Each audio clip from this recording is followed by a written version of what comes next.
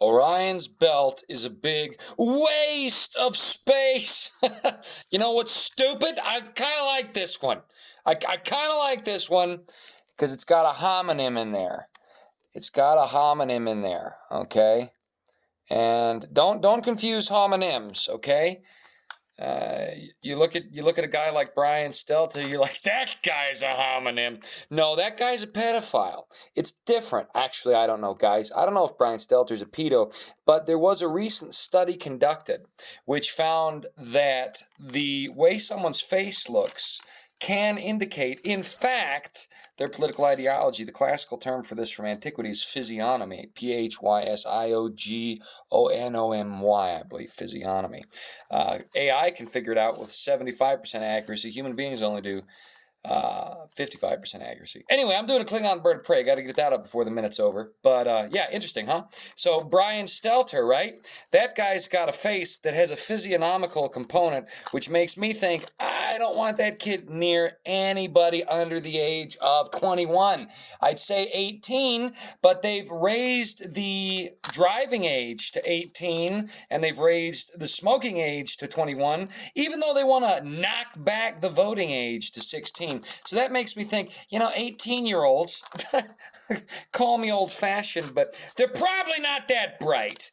I don't know. I graduated from high school at the age of 17. I had my first year of college under me by the age of 18, and I was blessed to have my 4-year degree by the age of 21, which by the grace of God I paid off working in the coal mines that self-same year. But I was an idiot the whole time. I mean, I wasn't an idiot. I wasn't someone who was mentally handicapped. The term mentally handicapped used to mean idiot. But I was inexperienced, and I was more self-assured of who I thought I was and what I thought the world was about than I should have been. And every young person is. And the reason for that is, to a certain degree, we have to be that way, or the difficulties of reality, the absolute depressive truth that makes the world we live in, will break our soul, okay? It's just a sad state of affairs. However, there is a way around this.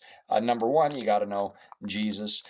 Number two, you get older and you realize, oh yeah, no, I was stupid about that, and oh no, I was right about that. And you realize as you get older where the fault lines on our ideological self-perception lie, just as in this origami there are so many little folded fault lines that facilitate folds later on. A plus B equals C, if you will. 1 plus 1 equals 2. 2 plus 2 equals 4. Precept upon precept, line upon line, as the Apostle Paul once so famously said. So, as we mature, we learn what's what. We learn who's who.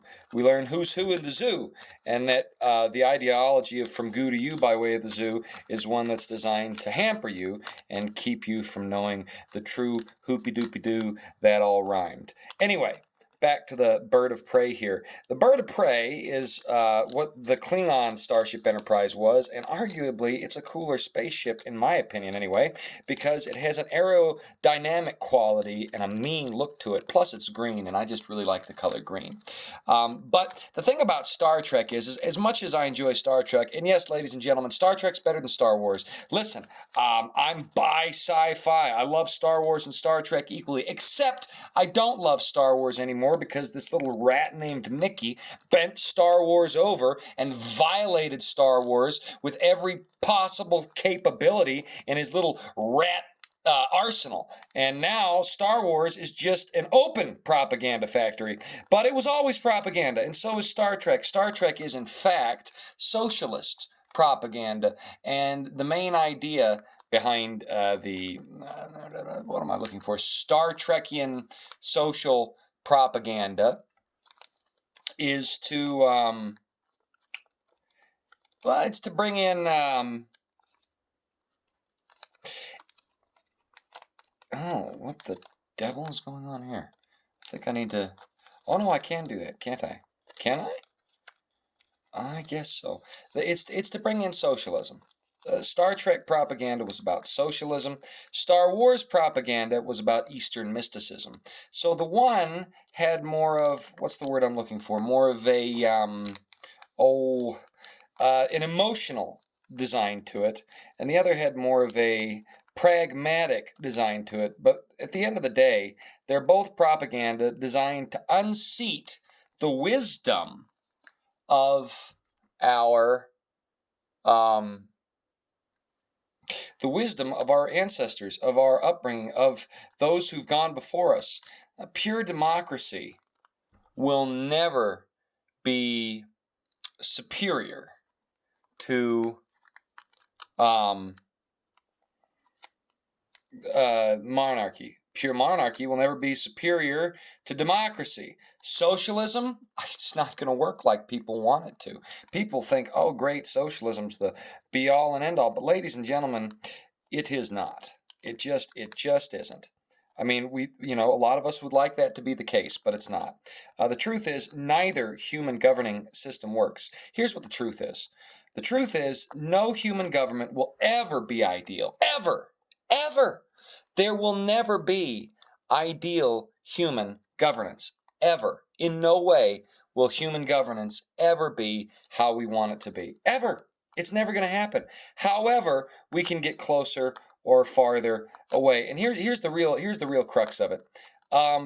The only perfect government is a theocracy with an actual deity, the God who created our universe, at the head. Other than that, there can never be. Oh, I see what we're doing here. Other than that, there can never be a government that's going to work how we'd like it to. The truth of the matter is, human beings are flawed. We're imperfect. We're selfish. We're ambitious. We're lazy, and we're dumb. There's good humans and there's bad humans, but the truth is we all live in this sort of, what's the word I'm looking for? This sort of dystopian reality. Like it or not, them's the breaks, Sonny Jim. Them's the breaks. So what do we do about it? Well, in my opinion, we have to do damage control. We accept what we can change. It's that proud. Give me the wisdom to accept what I can change, to leave off what I can't, the wisdom to know the difference. That old prayer. It's on all the live, laugh, love iconography that has designed suburban homes for the last several decades. So that's basically what we've got to do. Easier said than done, ladies and gentlemen. Easier said than done. That's just the strange reality. Now, how in the world did I even do that just now? No, this looks more like a dang X-Wing. It's going to be a Klingon bird of prey, y'all. Just. That was Klingon for gibberish, is what that was. That was some classic Klingonian gibberish. All right, hold on. That doesn't look how I'd like it to. Let me do this fold here. Anyway, I said that to say this. Rockefeller said, give me a nation of doers, not a nation of thinkers. He wanted workers. He wanted people that would accept command and be the wing of his modern dystopic vision. Because it is dystopia, not utopia. The powers that be aren't really looking out for your best interests. That's what he wanted. That's what he wanted, ladies and gentlemen. That's what he wanted. So what did he do? He pushed for that with all his money and resources, and he quite nearly got it. So it's the head. The head's difficult. All right, you ready? I know what to do. See, this is where the bridge is. This is where Christopher Lloyd was in Star Trek 3. And he was like, 88 miles an hour. Great Scott. All right, you ready?